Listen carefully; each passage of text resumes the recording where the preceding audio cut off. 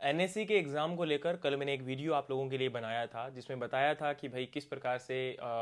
Exam leak हो चुका है। और आज मॉर्निंग से ही बहुत सारे बच्चों के मैसेज और कॉल जो थे, और इवन दो कुछ के तो मैं रिप्लाई भी नहीं कर पाया हूँ अभी तक। लेकिन मैं आप लोगों को एक बात बोलना चाहता हूँ कि आप लोग सॉल्यूशन बिल्कुल मांग कर रहे हैं और हमारा हक भी बनता है कि आप लोगों तक एक बेहतरीन सॉल्यूशन दें। लेकिन अभी तक मैं आपको इतना ही बोलना चाहूँगा कि बच्चे जो सड़क पर उतरते हैं वो बहुत कम होते हैं, और उस केस में आपकी सुनवाई ना के बराबर होती है, या फिर आप ये कह सकते हो कि मिनटों में सेकंडों में खदेड़ दिए जाओगे। तो यहाँ पर आप जो कर सकते हो वो ये कर सकते हो कि नेशनल स्टूडेंट कॉरपोरेशन की ऑफिशियल मेल के ऊपर आप लगातार अपने रोल नंबर के साथ और अपनी जो भी पूरी प्रॉब्लम है उसके साथ उसको लिखकर और एग्जाम को दोबारा से कंडक्ट करवाने की मांग कर सकते हो, क्योंकि यहाँ पर एग्जाम जो लीक हुआ है ऑब्वियस सी बात है। और साथ में एक चीज जरूर लिखिएगा कि इस बार पेपर को लेते टाइम मैनेजमेंट प्रॉपर किया जाए, जो कि पिछले कई सालों के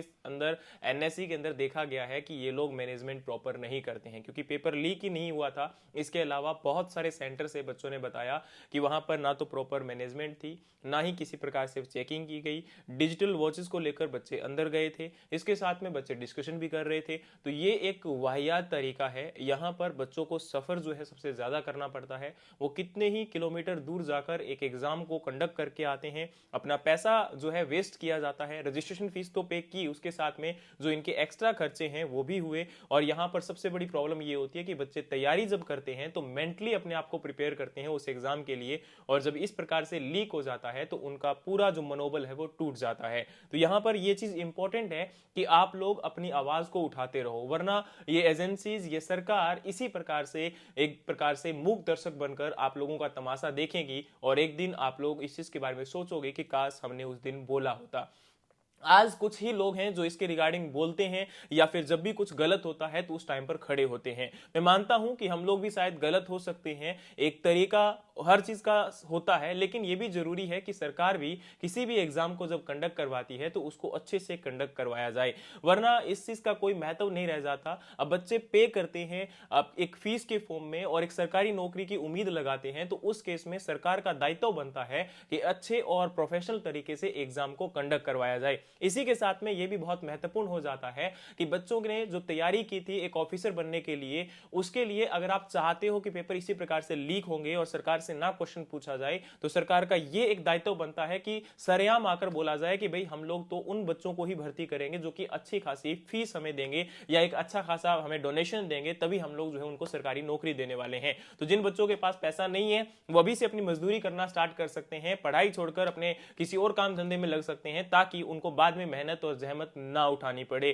क्योंकि अदरवाइज यही होता रहा, पेपर बिकते रहे, पेपरों का लीक जो है चरण चलता रहा। और एक इवन दो एनएससी इस बात से सीख नहीं रही है कि यहां पर ये पहली बार उनके साथ नहीं हो रहा, पिछले कई सालों के अंदर एनएससी ने ये चीज फेस की है, और जो ऑफिसर वहां पर बैठे हुए हैं वो भी उनमें से ऐसे हैं जिनको नॉलेज है अच्छे से, लेकिन उसके बावजूद अगर ये चीज हो रही है तो एनएससी के प्रेजेंस में हो रही है, एनएससी के जानकारी में ये चीजें हो रही है। तो इसीलिए यहां पर उनका एक दायित्व बनता है, और खासकर सरकार का दायित्व बनता है कि कोई ऐसी एजेंसी एस्टेब्लिश की जाए जो कि इन चीजों के ऊपर इन एग्जाम को कंडक्ट करवा सके, और लाखों करोड़ों बच्चों का जो भविष्य है वो एकदम से अंधकार में ना जाए। या फिर सरकार डायरेक्टली अनाउंस करे कि हम उन बच्चों को नौकरी देने वाले हैं जो कि हमें पैसे देंगे, तो ये एक अच्छा डील हो सकता है। क्योंकि अदरवाइज बच्चों का तो कम से कम फ्यूचर खराब नहीं होगा ना, और बच्चा जो अपना टाइम वेस्ट करता है, एनर्जी वेस्ट करता है, वो नहीं करेगा, और वो टिकटॉकर या फिर एक इंस्टाग्राम के ऊपर रील बनाना स्टार्ट कर देगा, वो उनके लिए एक बेहतरीन बिजनेस हो सकता है। तो यहां पर आप लोग इस चीज को उठाइए भाई, अगर आप लोगों के अंदर थोड़ा बहुत जमीर बाकी है तो कम से कम सोशल मीडिया पे आवाज उठाएं। और मैं आपको इतना ही बोलना चाहूंगा कि जो भी प्रोफेशनल मेल आईडी है एनएससी की, उसके ऊपर आप अपनी रिक्वेस्ट को जरूर डालें। वहां पर आप कोशिश करिए उनसे पूछने की, उनके जवाब लेने की। आरटीए जितने बच्चे लगा सकते हो उतने लगाइए कि भाई आप लोग कब इनका एग्जाम रिकंडक्ट करवाने जा रहे हो, पेपर तो आपका लीक हो चुका है। तो ये चीज जरूरी है, क्योंकि मैं आपको फिर बोलता हूं, अगर आवाज उठाओगे तो जिंदा कहलाए जाओगे, वरना तो फिर वही बात है कि मुर्दा तो कभी बोलता ही नहीं होता है ना। तो वही बात है, जिनकी रीढ़ की हड्डी अभी है वो तो अपने आप के स्टैंड के ऊपर करेंगे। और मैं किसी को भड़का नहीं रहा हूं, मैं सिंपल सी बात बता रहा हूं कि अगर एग्जाम एग्जाम के अंदर धांधली हुई है तो उस एग्जाम को रिकंडक्ट करवाना, उस एग्जाम की प्रॉपर जो है हर सेंटर के ऊपर एक बेटर तरीके से मैनेजमेंट करना, ये उस एनएससी या उस ऑर्गेनाइजेशन की जिम्मेदारी है जिन्होंने इस पेपर को कंडक्ट करवाया है। तो ऑब्वियस सी बात है, यहां पर एनएससी रिस्पॉन्सिबल है। और इसके साथ में सरकार से भी मैं एक गुजारिश करता हूं कि भाई इन पेपरों को लेकर जो गवर्नमेंट एजेंसीज के जितने भी एग्जाम होते हैं या गवर्नमेंट डिपार्टमेंट्स के जो एग्जाम होते हैं वो किसी एक सिंगल एजेंसी से करवाए जाएं, और उस एजेंसी की जिम्मेदारी होनी चाहिए कि अगर किसी प्रकार से भी पेपर लीक होता है या पेपर के अंदर कोई गड़बड़ी होती है, कोई धांधली होती है, तो वो उस एजेंसी की जिम्मेदारी हो। और इवन तो मैं ये भी रिकमेंडेशन करूंगा यहां पर कि पेपर केवल ये नहीं कि आपका 6 महीने साल एक के आपका 8 महीने के बाद हो, पेपर कम से कम आपका यहां पर होना चाहिए तो 15-20 दिन के अंदर पेपर हो जाना चाहिए, ताकि इन बच्चों को एक अपना सिक्योर फ्यूचर यहां पर मिल सके, इनको ज्यादा टाइम अपना वेस्ट ना करना पड़े। वरना तो वही बात है, भर्तियां अधर में लटकी हुई हैं पिछले भी कई सालों से, आगे भी यही हाल हो जाएगा, तो उसका कोई मतलब नहीं रह जाता है। तो उम्मीद है कि बात आप लोगों तक पहुंच गई होगी कि मैं क्या कहना चाहता हूं। आप बच्चों को समझ में आ गया होगा कि एनएससी को ऑफिशियल मेल आईडी के ऊपर अपना मेल करना है कि भाई हम लोगों ने ये पेपर दिया था, इस पेपर के अंदर अभी लीक हो चुका है, और इवन दो पेपर के दौरान भी बहुत सारी माल प्रैक्टिस हुई थी, और जो बच्चे भी इसके रिगार्डिंग